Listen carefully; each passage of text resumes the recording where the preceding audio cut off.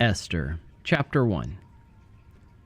Now in the days of Ahasuerus, the Ahasuerus who reigned from India to Ethiopia over 127 provinces, in those days when King Ahasuerus sat on his royal throne in Susa, the citadel, in the 3rd year of his reign, he gave a feast for all his officials and servants. The army of Persia and Media and the nobles and governors of the provinces were before him, while he showed the riches of his royal glory and the splendor and pomp of his greatness for many days, 180 days. And when these days were completed, the king gave for all the people present in Susa the citadel, both great and small, a feast lasting for 7 days in the court of the garden of the king's palace. There were white cotton curtains and violet hangings fastened with cords of fine linen and purple to silver rods and marble pillars, and also couches of gold and silver on a mosaic pavement of porphyry, marble, mother of pearl, and precious stones. Drinks were served in golden vessels, vessels of different kinds, and the royal wine was lavished according to the bounty of the king. And drinking was according to this edict. There is no compulsion. For the king had given orders to all the staff of his palace to do as each man desired. Queen Vashti also gave a feast for the women in the palace that belonged to King Ahasuerus. On the 7th day, when the heart of the king was merry with wine, he commanded Mehumam, Biztha, Harbona, Bigtha, and Abagtha, Zather, and Carcass, the 7 eunuchs who served in the presence of King Ahasuerus, to bring Queen Vashti before the king with her royal crown, in order to show the peoples and the princes her beauty, for she was lovely to look at. But Queen Vashti refused to come at the king's command delivered by the eunuchs. At this, the king became enraged, and his anger burned within him. Then the king said to the wise men who knew the times, for this was the king's procedure toward all who were versed in law and judgment, the men next to him being Karshena, Shethar, Admatha, Tarshish, Merez, Marsena, and Mamukan, the 7 princes of Persia and Media, who saw the king's face and sat first in the kingdom. According to the law, what is to be done to Queen Vashti, because she has not performed the command of King Ahasuerus delivered by the eunuchs? Then Mamukan said in the presence of the king and the officials, not only against the king has Queen Vashti done wrong, but also against all the officials and all the peoples who are in all the provinces of King Ahasuerus. For the queen's behavior will be made known to all women, causing them to look at their husbands with contempt, since they will say, King Ahasuerus commanded Queen Vashti to be brought before him, and she did not come. This very day the noble women of Persia and Media who have heard of the queen's behavior will say the same to all the king's officials, and there will be contempt and wrath in plenty. If it please the king, let a royal order go out from him, and let it be written among the laws of the Persians and the Medes, so that it may not be repealed, that Vashti is never again to come before King Ahasuerus. And let the king give her royal position to another who is better than she. So when the decree made by the king is proclaimed throughout all his kingdom, for it is vast, all women will give honor to their husbands, high and low alike. This advice pleased the king and the princes, and the king did as Mamukan proposed. He sent letters to all the royal provinces, to every province in its own script, and to every people in its own language, that every man be master in his own household, and speak according to the language of his people. Esther chapter 2. After these things, when the anger of King Ahasuerus had abated, he remembered Vashti and what she had done and what had been decreed against her. Then the king's young men who attended him said, Let beautiful young virgins be sought out for the king, and let the king appoint officers in all the provinces of his kingdom to gather all the beautiful young virgins to the harem in Susa the citadel, under custody of Hegai, the king's eunuch, who is in charge of the women. Let their cosmetics be given them, and let the young woman who pleases the king be queen instead of Vashti. This pleased the king, and he did so. Now there was a Jew in Susa the citadel, whose name was Mordecai, the son of Jair, son of Shimei, son of Kish, a Benjaminite, who had been carried away from Jerusalem among the captives, carried away with Jeconiah, king of Judah, whom Nebuchadnezzar, king of Babylon, had carried away. He was bringing up Hadassah, that is, Esther, the daughter of his uncle, for she had neither father nor mother. The young woman had a beautiful figure and was lovely to look at, and when her father and her mother died, Mordecai took her as his own daughter. So when the king's order and his edict were proclaimed, and when many young women were gathered in Susa the citadel, in custody of Hegai, Esther also was taken into the king's palace and put in custody of Hegai, who had charge of the women. And the young woman pleased him and won his favor, and he quickly provided her with her cosmetics and her portion of food, and with 7 chosen young women from the king's palace, and advanced her and her young women to the best place in the harem. Esther had not made known her people or kindred, for Mordecai had commanded her not to make it known. And every day Mordecai walked in front of the court of the harem to learn how Esther was and what was happening to her. Now when the turn came for each young woman to go into King Ahasuerus after being 12 months under the regulations for the women, since this was the regular period of their beautifying, 6 months with oil of myrrh and 6 months with spices and ointments for women, when the young woman went into the king in this way, she was given whatever she desired to take with her from the harem to the king's palace. In the evening she would go in, and in the morning she would return to the second harem in custody of Shazgaz, the king's eunuch, who was in charge of the concubines. She would not go into the king again unless the king delighted in her and she was summoned by name. When the turn came for Esther the daughter of Abihail, the uncle of Mordecai, who had taken her as his own daughter, to go into the king, she asked for nothing except what Hegai the king's eunuch, who had charge of the women, advised. Now Esther was winning favor in the eyes of all who saw her. And when Esther was taken to King Ahasuerus into his royal palace in the 10th month, which is the month of Tebeth, in the 7th year of his reign, the king loved Esther more than all the women, and she won grace and favor in his sight more than all the virgins, so that he set the royal crown on her head and made her queen instead of Vashti. Then the king gave a great feast for all his officials and servants. It was Esther's feast. He also granted a remission of taxes to the provinces and gave gifts with royal generosity. Now when the virgins were gathered together the second time, Mordecai was sitting at the king's gate. Esther had not made known her kindred or her people as Mordecai had commanded her, for Esther obeyed Mordecai just as when she was brought up by him. In those days, as Mordecai was sitting at the king's gate, Bigthan and Teresh, 2 of the king's eunuchs who guarded the threshold, became angry and sought to lay hands on King Ahasuerus.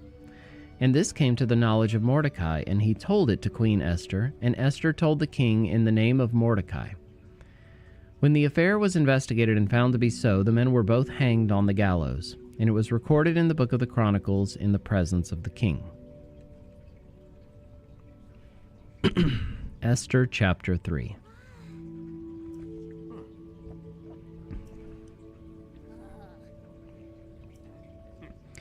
After these things, King Ahasuerus promoted Haman the Agagite, the son of Hammedatha, and advanced him and set his throne above all the officials who were with him. And all the king's servants who were at the king's gate bowed down and paid homage to Haman, for the king had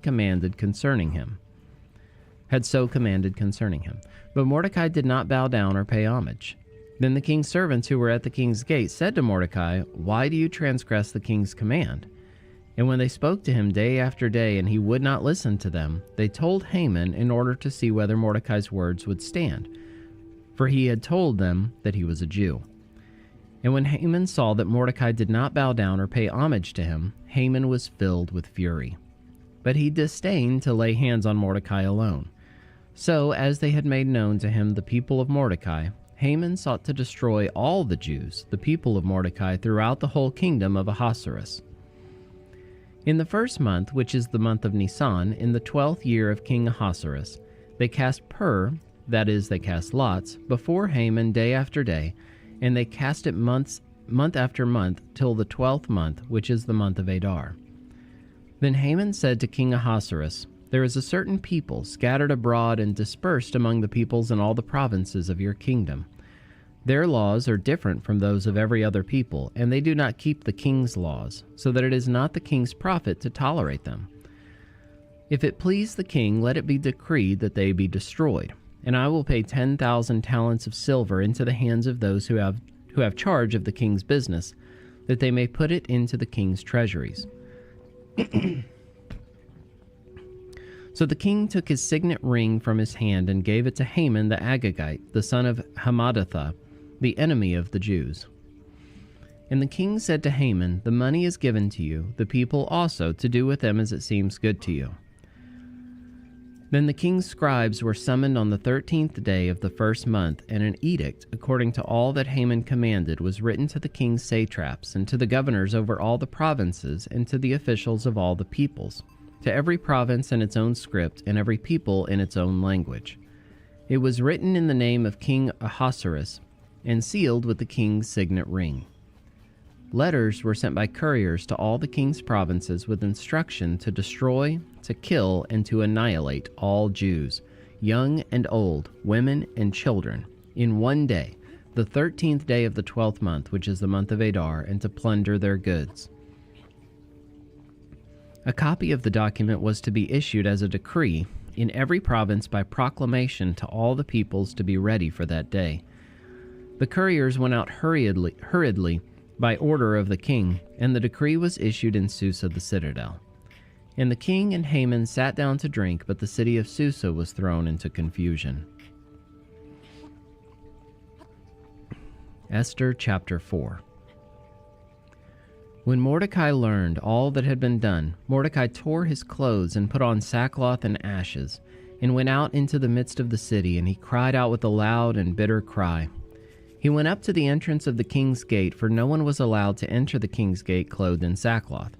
And in every province, wherever the king's command and his decree reached, there was great mourning among the Jews, with fasting and weeping and lamenting, and many of them lay in sackcloth and ashes. When Esther's young women and her eunuchs came and told her, the queen was deeply distressed. She sent garments to clothe Mordecai so that he might take off his sackcloth, but he would not accept them. Then Esther called for Hatach, one of the king's eunuchs, who had been appointed to attend her, and ordered him to go to Mordecai to learn what this was and why it was. Hatach went out to Mordecai in the open square of the city in front of the king's gate, and Mordecai told him all that had happened to him, and the exact sum of money that Haman had promised to pay into the king's treasuries for the destruction of the Jews. Mordecai also gave him a copy of the written decree issued in Susa for their destruction, that he might show it to Esther and explain it to her and command her to go to the king to beg his favor and plead with him on behalf of her people. And Hatach went and told Esther what Mordecai had said. Then Esther spoke to Hatach and commanded him to go to Mordecai and say, "All the king's servants and the people of the king's provinces know that if any man or woman goes to the king inside the inner court without being called, there is but one law, to be put to death, except the one to whom the king holds out the golden scepter so that he may live. But as for me, I have not been called to come into the king these 30 days. And they told Mordecai what Esther had said. Then Mordecai told them to reply to Esther, "Do not think to yourself that in the king's palace you will escape any more than all the other Jews. For if you keep silent at this time, relief and deliverance will rise for the Jews from another place, but you and your father's house will perish. And who knows whether you have not come to the kingdom for such a time as this?" Then Esther told them to reply to Mordecai, "Go, gather all the Jews to be found in Susa, and hold a fast on my behalf, and do not eat or drink for 3 days, night or day. I and my young women will also fast as you do. Then I will go to the king, though it is against the law, and if I perish, I perish." Mordecai then went away and did everything as Esther had ordered him.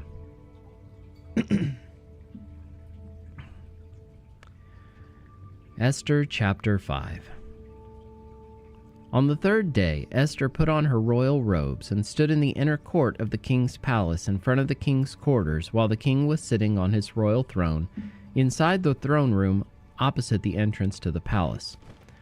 And when the king saw Queen Esther standing in the court, she won favor in his sight, and he held out to Esther the golden scepter that was in his hand. Then Esther approached and touched the tip of the scepter. And the king said to her, "What is it, Queen Esther? What is your request? It shall be given you, even to the half of my kingdom." And Esther said, "If it please the king, let the king and Haman come today to a feast that I've prepared for the king." Then the king said, "Bring Haman quickly, so that we may do as Esther has asked." So the king and Haman came to the feast that Esther had prepared. And as they were drinking wine after the feast, the king said to Esther, "What is your wish? It shall be granted you. And what is your request? Even to the half of my kingdom it shall be fulfilled." Then Esther answered, "My wish and my request is, if I have found favor in the sight of the king, and if it please the king to grant my wish and fulfill my request, let the king and Haman come to the feast that I will prepare for them, and tomorrow I will do as the king has said." And Haman went out that day joyful and glad of heart. But when Haman saw Mordecai in the king's gate, that he neither rose nor trembled before him, he was filled with wrath against Mordecai. Nevertheless, Haman restrained himself and went home, and he sent and brought his friends and his wife Zeresh. And Haman recounted to them the splendor of his riches, the number of his sons, all the promotions with which the king had honored him, and how he had advanced him above the officials and the servants of the king.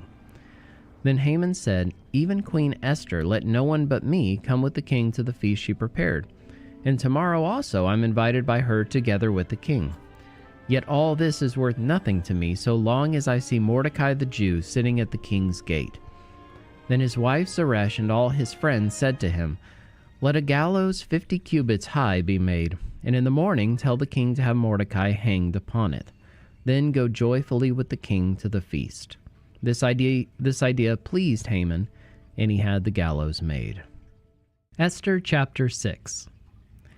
On that night the king could not sleep, and he gave orders to bring the book of memorable deeds, the chronicles, and they were read before the king. And it was found written how Mordecai had told about Bigthana and Teresh, two of the king's eunuchs who guarded the threshold, and who had sought to lay hands on King Ahasuerus. And the king said, "What honor or distinction has been bestowed on Mordecai for this?" The king's young men who attended him said, "Nothing has been done for him." And the king said, "Who is in the court?" Now Haman had just entered the outer court of the king's palace to speak to the king about having Mordecai hanged on the gallows that he had prepared for him. And the king's young men told him, "Haman is there, standing in the court." And the king said, "Let him come in." So Haman came in, and the king said to him, "What should be done to the man whom the king delights to honor?" And Haman said to himself, "Whom would the king delight to honor more than me?" And Haman said to the king, "For the man whom the king delights to honor, let royal robes be brought, which the king has worn, and the horse that the king has ridden, and on whose head a royal crown is set. And let the robes and the horse be handed over to one of the king's most noble officials. Let them dress the man whom the king delights to honor, and let them lead him on the horse through the square of the city, proclaiming before him, 'Thus shall it be done to the man whom the king delights to honor.'" Then the king said to Haman, "Hurry, take the robes and the horse, as you have said, and do so to Mordecai the Jew, who sits at the king's gate. Leave out nothing that you've mentioned." So Haman took the robes and the horse, and he dressed Mordecai and led him through the square of the city, proclaiming before him, "Thus shall it be done to the man whom the king delights to honor." Then Mordecai returned to the king's gate, but Haman hurried to his house, mourning and with his head covered. And Haman told his wife Zeresh and all his friends everything that had happened to him. Then his wise men and his wife Zeresh said to him, "If Mordecai, before whom you have begun to fall, is of the Jewish people, you will not overcome him, but will surely fall before him." While they were yet talking with him, the king's eunuchs arrived and hurried to bring Haman to the feast that Esther had prepared. Esther chapter 7. So the king and Haman went in to feast with Queen Esther. And on the second day, as they were drinking wine after the feast, the king again said to Esther, "What is your wish, Queen Esther? It shall be granted you. And what is your request? Even to the half of my kingdom it shall be fulfilled." Then Queen Esther answered, "If I have found favor in your sight, O king, and if it please the king, let my life be granted me for my wish, and my people for my request. For we have been sold, I and my people, to be destroyed, to be killed, and to be annihilated. If we had been sold merely as slaves, men and women, I would have been silent, for our affliction is not to be compared with the loss to the king." Then King Ahasuerus said to Queen Esther, "Who is he and where is he who has dared to do this?" And Esther said, "A foe and enemy, this wicked Haman." Then Haman was terrified before the king and the queen.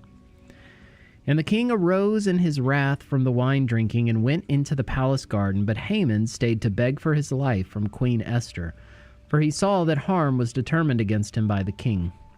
And the king returned from the palace garden to the place where they were drinking wine, as Haman was falling on the couch where Esther was.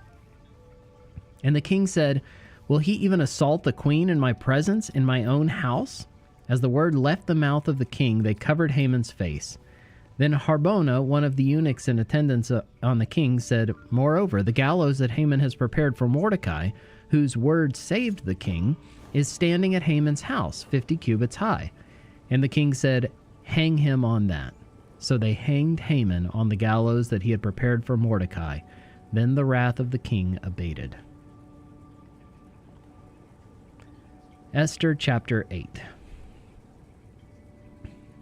On that day, King Ahasuerus gave to Queen Esther the house of Haman, the enemy of the Jews. And Mordecai came before the king, for Esther had told what he was to her. And the king took off his signet ring, which he had taken from Haman, and gave it to Mordecai. And Esther set Mordecai over the house of Haman. Then Esther spoke again to the king. She fell at his feet and wept and pleaded with him to avert the evil plan of Haman the Agagite and the plot that he had devised against the Jews. When the king held out the golden scepter to Esther, Esther rose and stood before the king. And she said, "If it please the king, and if I have found favor in his sight, and if the thing seems right before the king, and I am pleasing in his eyes, let an order be written to revoke the letters devised by Haman the Agagite, the son of Hammedatha, which he wrote to destroy the Jews who are in all the provinces of the king. For how can I bear to see the calamity that is coming to my people? Or how can I bear to see the destruction of my kindred?" Then King Ahasuerus said to Queen Esther and to Mordecai the Jew, "Behold, I have given Esther the house of Haman, and they have hanged him on the gallows, because he intended to lay hands on the Jews. But you may write as you please with regard to the Jews in the name of the king, and seal it with the king's ring. For an edict written in the name of the king and sealed with the king's ring cannot be revoked." The king's scribes were summoned at that time in the 3rd month, which is the month of Sivan, on the 23rd day. And an edict was written, according to all that Mordecai commanded concerning the Jews, to the satraps and the governors and the officials of the provinces from India to Ethiopia, 127 provinces, to each province in its own script, and to each people in its own language, and also to the Jews in their script and their language. And he wrote in the name of King Ahasuerus, and sealed it with the king's signet ring. Then he sent the letters by mounted couriers, riding on swift horses that were used in the king's service, bred from the royal stud, saying that the king allowed the Jews who were in every city to gather and defend their lives, to destroy, to kill, and to annihilate any armed force of any people or province that might attack them, children and women included, and to plunder their goods, on one day throughout all the provinces of King Ahasuerus, on the 13th day of the 12th month, which is the month of Adar.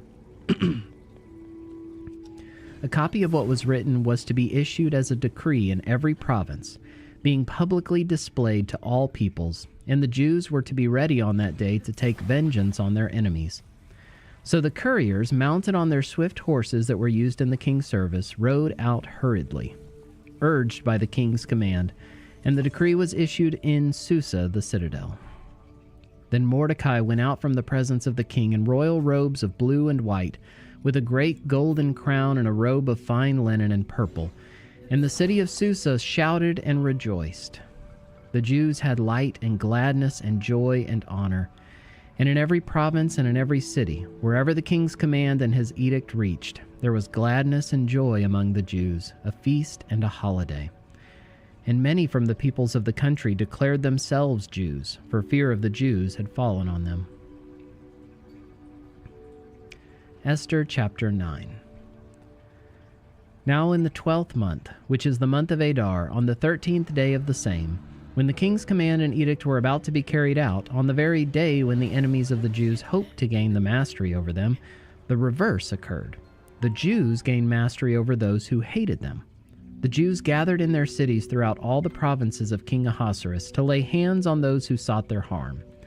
And no one could stand against them, for the fear of them had fallen on all peoples. All the officials of the provinces and the satraps and the governors and the royal agents also helped the Jews, for the fear of Mordecai had fallen on them. For Mordecai was great in the king's house, and his fame spread throughout all the provinces, for the man Mordecai grew more and more powerful. The Jews struck all their enemies with the sword, killing and destroying them, and did as they pleased to those who hated them. In Susa the citadel itself, the Jews killed and destroyed 500 men, and also killed Parshandatha and Dalphon, and Aspatha and Paratha and Adalia, and Aridatha and Parmashta, and Arisai and Aridai, and Visatha, the 10 sons of Haman, the son of Hammedatha, the enemy of the Jews, but they laid no hand on the plunder. That very day the number of those killed in Susa the citadel was reported to the king. And the king said to Queen Esther, In Susa the citadel, the Jews have killed and destroyed 500 men, and also the 10 sons of Haman. What then have they done in the rest of the king's provinces? Now what is your wish? It shall be granted you. And what further is your request? It shall be fulfilled. And Esther said, If it please the king, let the Jews who are in Susa be allowed tomorrow also to do according to this day's edict. And let the 10 sons of Haman be hanged on the gallows. So the king commanded this to be done. A decree was issued in Susa, and the 10 sons of Haman were hanged.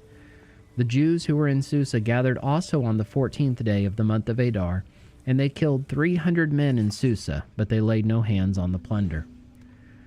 Now the rest of the Jews who were in the king's provinces also gathered to defend their lives, and got relief from their enemies, and killed 75,000 of those who hated them, but they laid no hands on the plunder. This was on the 13th day of the month of Adar, and on the 14th day they rested and made that a day of feasting and gladness.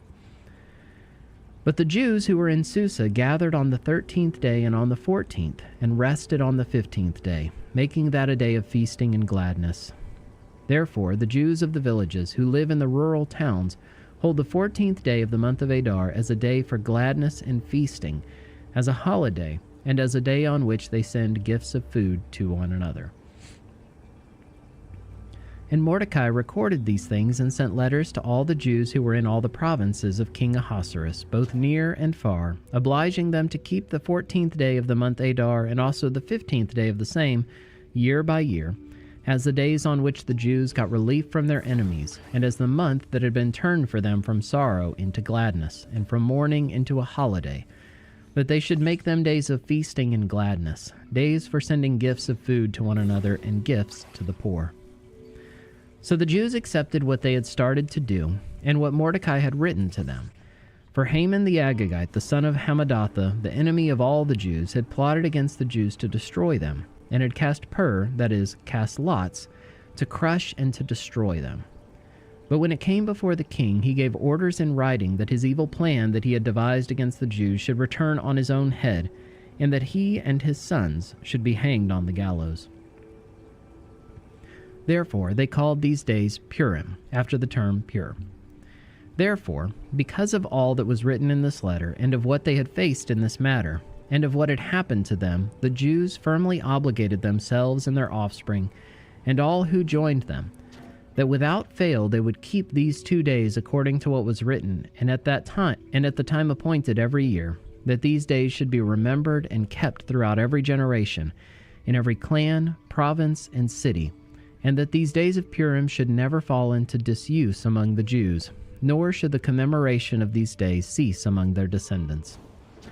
Then Queen Esther, the daughter of Abihail, and Mordecai the Jew, gave full written authority, confirming this second letter about Purim.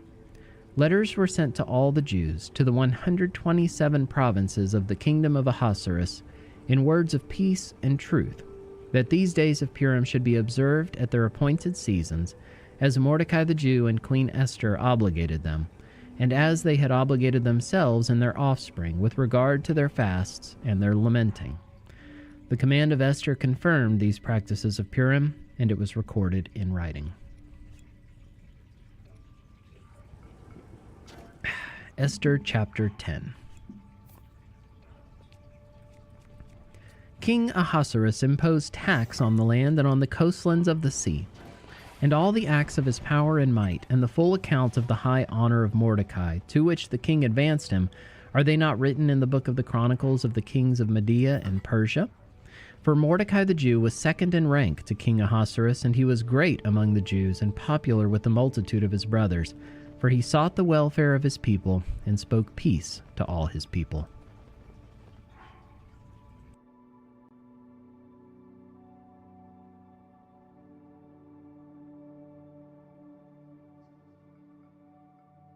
The Book of Job, Chapter 1. There was a man in the land of Uz whose name was Job, and that man was blameless and upright, one who feared God and turned away from evil. There were born to him 7 sons and 3 daughters. He possessed 7,000 sheep, 3,000 camels, 500 yoke of oxen, and 500 female donkeys, and very many servants, so that this man was the greatest of all the people of the East. His sons used to go and hold a feast in the house of each one on his day, and they would send and invite their 3 sisters to eat and drink with them. And when the days of the feast had run their course, Job would send and consecrate them, and he would rise early in the morning and offer burnt offerings according to the number of them all. For Job said, "It may be that my children have sinned and cursed God in their hearts." Thus Job did continually. Now there was a day when the sons of God came to present themselves before the Lord, and Satan also came among them. The Lord said to Satan, "From where have you come?" Satan answered the Lord and said, "From going to and fro on the earth, and from walking up and down on it." And the Lord said to Satan, "Have you considered my servant Job, that there is none like him on the earth, a blameless and upright man who fears God and turns away from evil?" Then Satan answered the Lord and said, "Does Job fear God for no reason? Have you not put a hedge around him and his house and all that he has on every side? You have blessed the work of his hands, and his possessions have increased in the land. But stretch out your hand and touch all that he has, and he will curse you to your face." And the Lord said to Satan, "Behold, all that he has is in your hand. Only against him do not stretch out your hand." So Satan went out from the presence of the Lord. Now there was a day when his sons and daughters were eating and drinking wine in their oldest brother's house. And there came a messenger to Job and said, "The oxen were plowing and the donkeys feeding beside them, and the Sabeans fell upon them and took them and struck down the servants with the edge of the sword, and I alone have escaped to tell you." While he was yet speaking, there came another and said, "The fire of God fell from heaven and burned up the sheep and the servants and consumed them, and I alone have escaped to tell you." While he was yet speaking, there came another and said, "The Chaldeans formed 3 groups and made a raid on the camels and took them and struck down the servants with the edge of the sword, and I alone have escaped to tell you."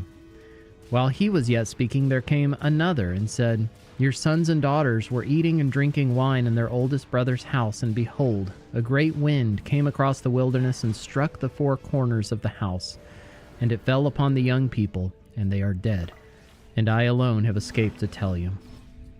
Then Job arose and tore his robe and shaved his head and fell on the ground and worshipped. And he said, "Naked I came from my mother's womb, and naked shall I return. The Lord gave, and the Lord has taken away. Blessed be the name of the Lord." In all this Job did not sin or charge God with wrong.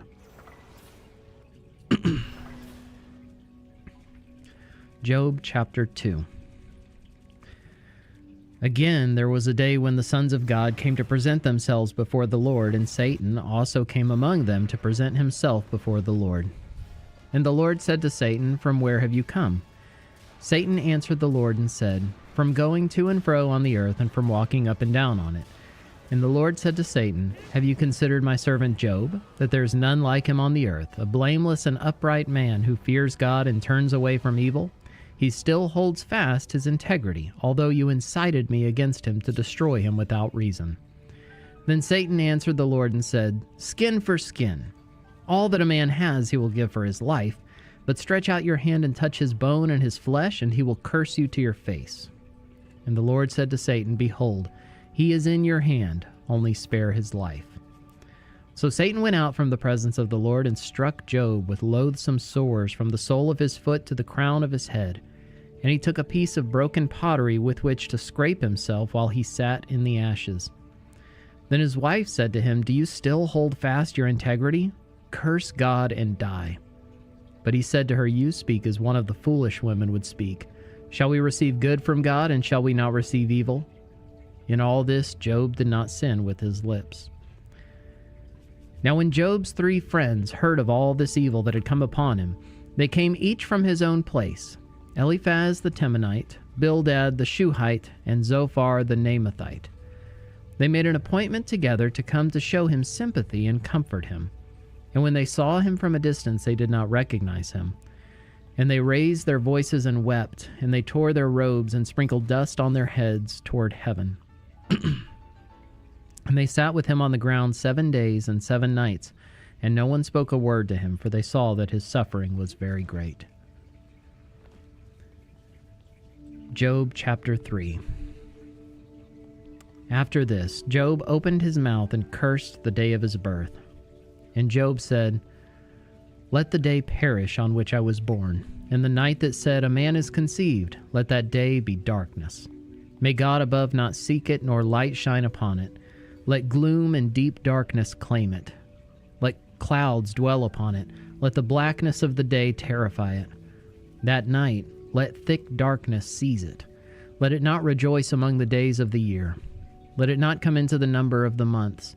Behold, let that night be barren. Let no joyful cry enter it. Let those curse it who curse the day, who are ready to rouse up Leviathan. Let the stars of its dawn be dark. Let it hope for light, but have none, nor see the eyelids of the morning, because it did not shut the doors of my mother's womb, nor hide trouble from my eyes.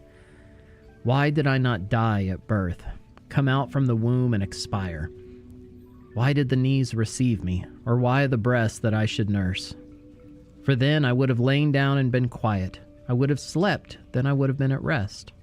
With kings and counselors of the earth who rebuilt ruins for themselves, or with princes who had gold, who filled their houses with silver. Or why was I not as a hidden stillborn child, as infants who never see the light? There the wicked cease from troubling, and there the weary are at rest. There the prisoners are at ease together. They hear not the voice of the taskmaster. The small and the great are there, and the slave is free from his master. Why is light given to him who is in misery, and life to the bitter in soul, who long for death, but it comes not, and dig for it more than for hidden treasures, who rejoice exceedingly and are glad when they find the grave? Why is light given to a man whose way is hidden, whom God has hedged in? For my sighing comes instead of my bread, and my groanings are poured out like water. For the thing that I fear comes upon me, and what I dread befalls me. I am not at ease, nor am I quiet. I have no rest, but trouble comes.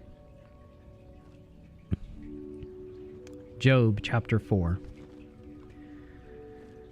Then Eliphaz the Temanite answered and said, "If one ventures a word with you, will you be impatient? Yet who can keep from speaking? Behold, you have instructed many, and you have strengthened the weak hands. Your words have upheld him who was stumbling, and you have made firm the feeble knees. But now it has come to you, and you are impatient. It touches you, and you are dismayed. Is not your fear of God your confidence, and the integrity of your ways your hope?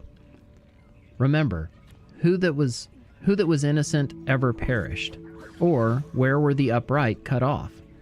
As I've seen, those who plow iniquity and sow trouble reap the same. By the breath of God they perish, and by the blast of his anger they are consumed. The roar of the lion, the voice of the fierce lion, the teeth of the young lions are broken. The strong lion perishes for lack of prey, and the cubs of the lioness are scattered. Now a word was brought to me stealthily, my ear received the whisper of it. Amid thoughts from visions of the night, when deep sleep falls on men, dread came upon me, and trembling which made all my bones shake. A spirit glided past my face, the hair of my flesh stood up. It stood still, but I could not discern its appearance. A form was before my eyes, there was silence, then I heard a voice. Can mortal man be in the right before God? Can a man be pure before his Maker?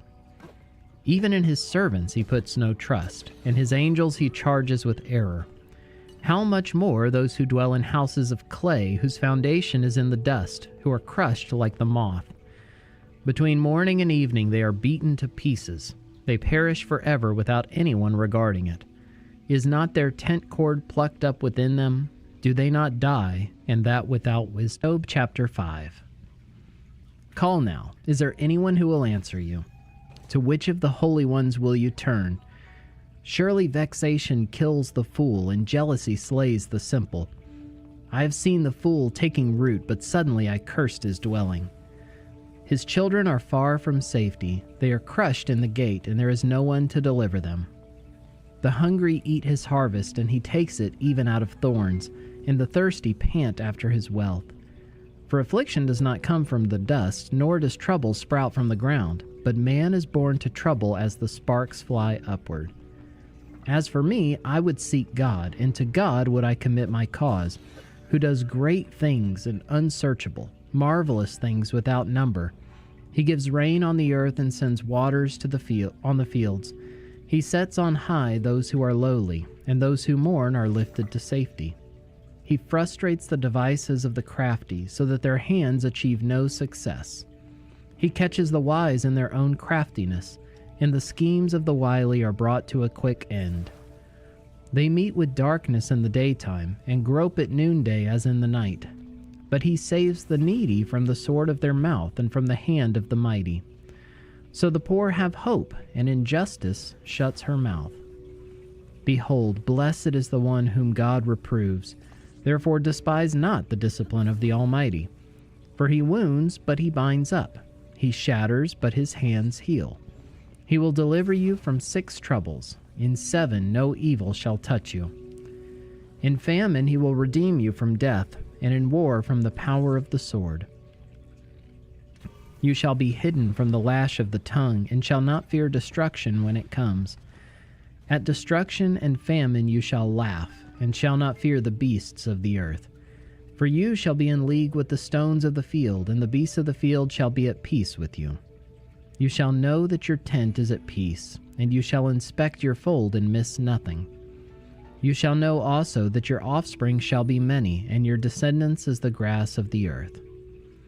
You shall come to your grave in ripe old age, like a sheaf gathered up in its season. Behold, we have searched out, it is true. Hear and know it for your good. Job chapter 6.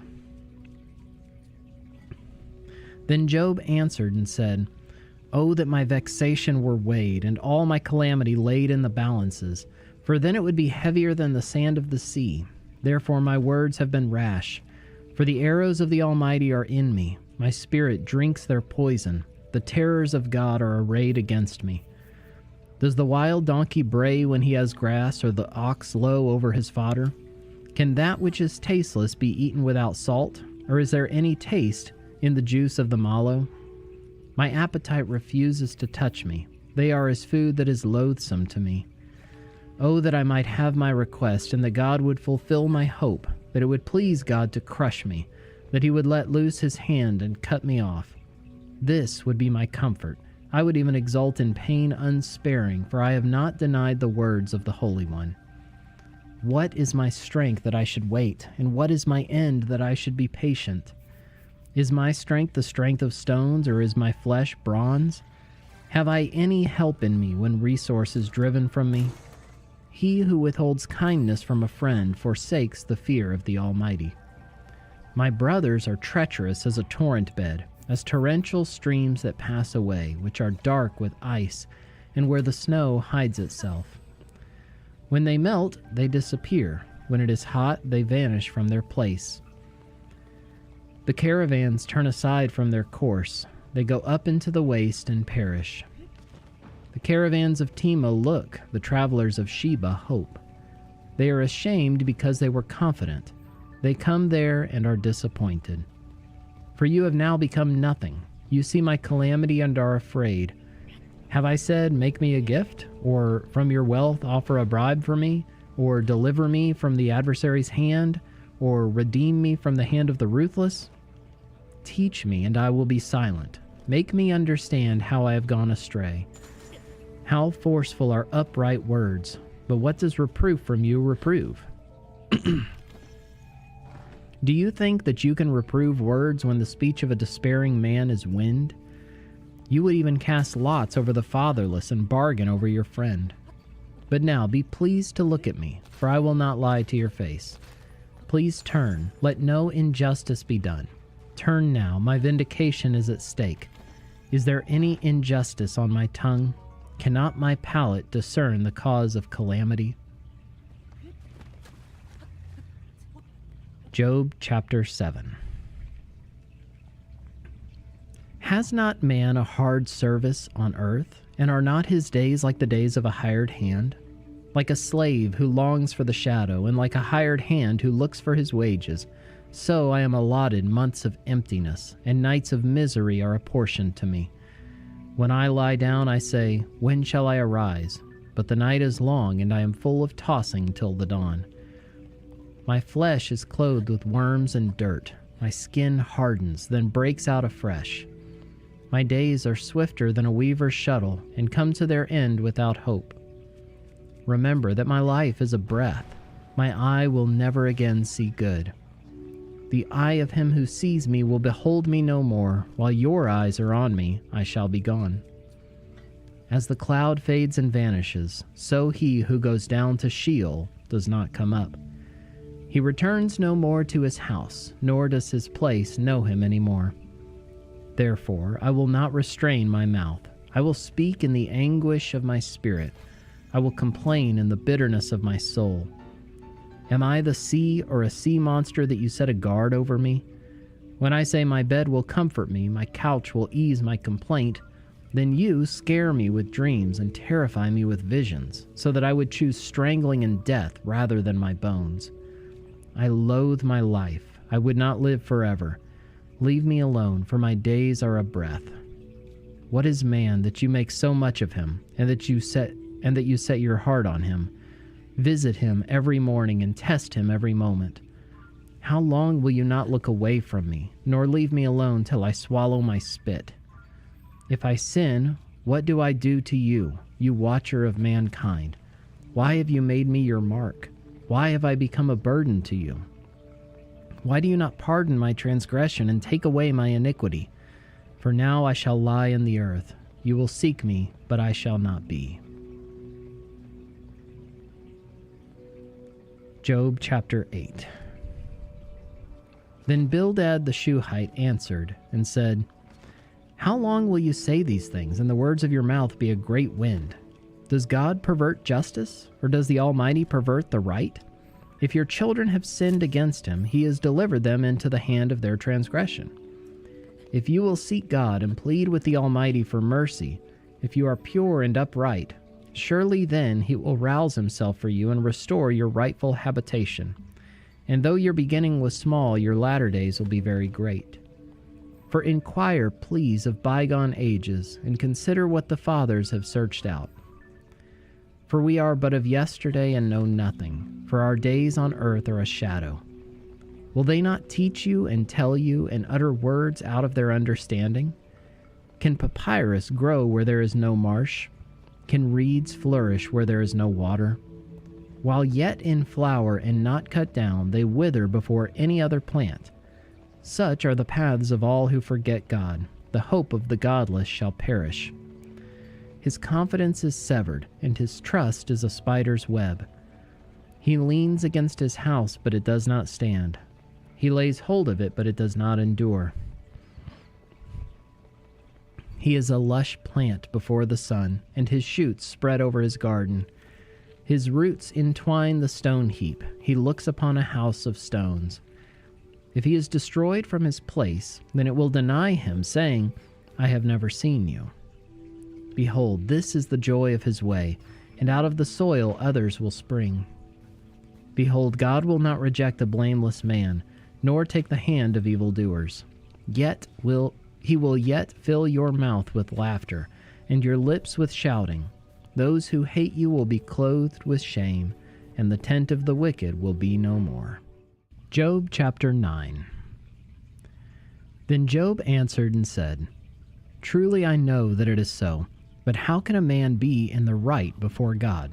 If one wished to contend with him, one could not understand him once in 1,000 times. He is wise in heart and mighty in strength. Who has hardened himself against him and succeeded? He who removes mountains, and they know it not, when he overturns them in his anger, who shakes the earth out of its place, and its pillars tremble, who commands the sun, and it does not rise, who seals up the stars, who alone stretched out the heavens, and trampled the waves of the sea, who made the Bear and Orion, and Pleiades, and the chambers of the south, who does great things beyond searching out, and marvelous things beyond number. Behold, he passes by me, and I see him not. He moves on, but I do not perceive him. Behold, he snatches away. Who can turn him back? Who will say to him, What are you doing? God will not turn back his anger. Beneath him bowed the helpers of Rahab. How then can I answer him, choosing my words with him? Though I am in the right, I cannot answer him. I must appeal for mercy to my accuser. If I summoned him and he answered me, I would not believe that he was listening to my voice. For he crushes me with a tempest and multiplies my wounds without cause. He will not let me get my breath, but fills me with bitterness. If it is a contest of strength, behold, he is mighty. If it is a matter of justice, who can summon him? Though I am in the right, my own mouth would condemn me. Though I am blameless, he would prove me perverse. I am blameless, I regard not myself, I loathe my life. It is all one, therefore I say, he destroys both the blameless and the wicked. When disaster brings sudden death, he mocks at the calamity of the innocent. The earth is given into the hand of the wicked, he covers the faces of its judges. If it is not he, then who then is it? My days are swifter than a runner. They flee away. They see no good. They go by like skiffs of reed, like an eagle swooping on the prey. If I say, I will forget my complaint, I will put off my sad face and be of good cheer, I become afraid of all my suffering, for I know you will not hold me innocent. I shall be condemned. Why then do I labor in vain? If I wash myself with snow and cleanse my hands with lye, yet you will plunge me into a pit, and my own clothes will abhor me. For he is not a man as I am, that I might answer him, that we should come to trial together. There is no arbiter between us, who might lay his hand on us both. Let him take his rod away from me, and let not dread of him terrify me. Then I would speak without fear of him, for I am not so in myself. Job chapter 10. I loathe my life. I will give free utterance to my complaint. I will speak in the bitterness of my soul. I will say to God, do not condemn me. Let me know why you contend against me. Does it seem good to you to oppress, to despise the work of your hands and favor the designs of the wicked? Have you eyes of flesh? Do you see as man sees? Are your days as the days of man, or your years as a man's years, that you seek out my iniquity and search for my sin, although you know that I'm not guilty, and there is none to deliver out of your hand? Your hands fashioned and made me, and now you have destroyed me altogether. Remember that you have made me like clay, and will you return me to the dust? Did you not pour me out like milk and curdle me like cheese? You clothed me with skin and flesh, and knit me together with bones and sinews.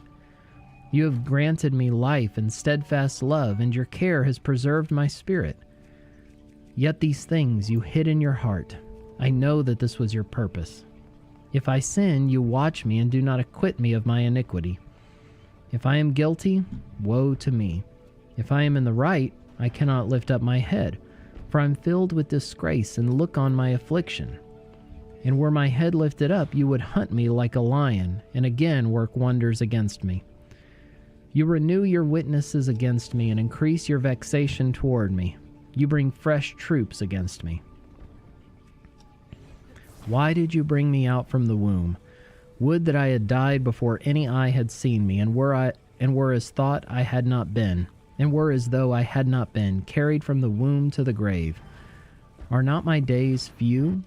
Then cease, and leave me alone, that I may find a little cheer before I go, and I shall not return, to the land of darkness and deep shadow, the land of gloom like thick darkness, like deep shadow without any order, where light is as thick darkness. Job chapter 11. Then Zophar the Naamathite answered and said, Should a multitude of words go unanswered, and a man full of talk be judged right? Should your babble silence men, and when you mock, shall no one shame you? For you say, My doctrine is pure, and I'm clean in God's eyes. But oh, that God would speak and open his lips to you, and that he would tell you the secrets of wisdom. For he is manifold in understanding. Know then that God exacts of you less than your guilt deserves. Can you find out the deep things of God? Can you find out the limit of the Almighty? It is higher than heaven. What can you do? Deeper than Sheol. What can you know? Its measure is longer than the earth and broader than the sea. If he passes through and imprisons and summons the court, who can turn him back? For he knows worthless men. When he sees iniquity, will he not consider it? But a stupid man will get understanding when a wild donkey's colt is born a man. If you prepare your heart, you will stretch out your hands toward him. If iniquity is in your hand, put it far away, and let not injustice dwell in your tents.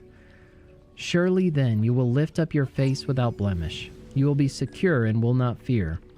You will forget your misery. You will remember it as waters that have passed away. And your life will be brighter than the noonday. Its darkness will be like the morning. And you will feel secure because there is hope. You will look around and take your rest in security.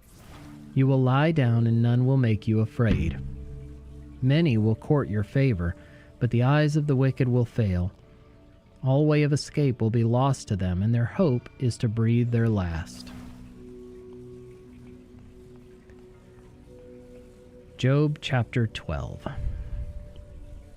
Then Job answered and said, No doubt you are the people, and wisdom will die with you. But I have understanding as well as you. I am not inferior to you. Who does not know such things as these? I am a laughingstock to my friends. I, who called to God, and he answered me, a just and blameless man, am a laughingstock. In the thought of one who is at ease there is contempt for misfortune. It is ready for those whose feet slip.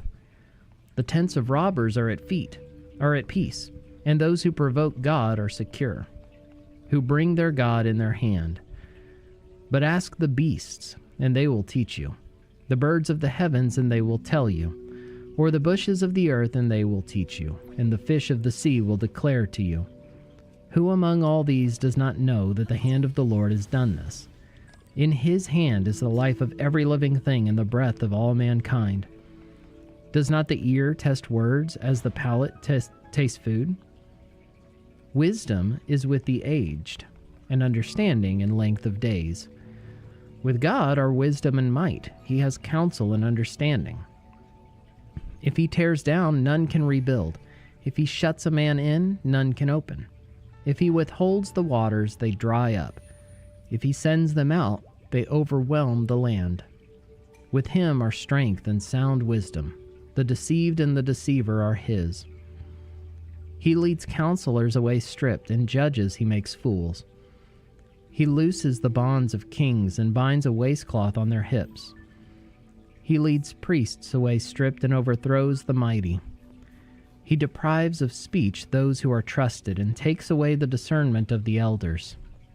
He pours contempt on princes and loosens the belt of the strong. He uncovers the deeps out of darkness and brings deep darkness to light. He makes nations great and he destroys them. He enlarges nations and leads them away. He takes away understanding from the chiefs of the people of the earth and makes them wander in a trackless waste. They grope in the dark without light, and he makes them stagger like a drunken man. Job chapter 13. Behold, my eye has seen all this, my ear has heard and understood it. What you know, I also know. I am not inferior to you. But I would speak to the Almighty, and I desire to argue my case with God. As for you, you whitewash with lies. Worthless physicians are you all. Oh, that you would keep silent, and it would be your wisdom. Hear now my argument, and listen to the pleadings of my lips. Will you speak falsely for God, and speak deceitfully for him? Will you show partiality toward him? Will you plead the case for God? Will it be well with you when he searches you out? Or can you deceive him as one deceives a man? He will surely rebuke you if in secret you show partiality. Will not his majesty terrify you, and the dread of him fall upon you? Your maxims are proverbs of ashes. Your defenses are defenses of clay. Let me have silence, and I will speak, and let come on me what may. Why should I take my flesh in my teeth, and put my life in my hand? Though he slay me, I will hope in him, yet I will argue my ways to his face. This will be my salvation, that the godless shall not come before him. Keep listening to my words, and let my declaration be in your ears. Behold, I've prepared my case. I know that I shall be in the right. Who is there who will contend with me? For then I would be silent and die. Only grant me two things. Then I will not hide myself from your face. Withdraw your hand far from me, and let not dread of you terrify me. Then call, and I will answer, or let me speak, and you reply to me. How many are my iniquities and my sins? Make me know my transgression and my sin. Why do you hide your face and count me as your enemy? Will you frighten a driven leaf and pursue dry chaff? For you write bitter things against me, and make me inherit the iniquities of my youth. You put my feet in the stocks, and watch all my paths. You set a limit for the soles of my feet. Man wastes away like a rotten thing, like a garment that is moth-eaten. Job chapter 14. Man who is born of a woman is few of days and full of trouble.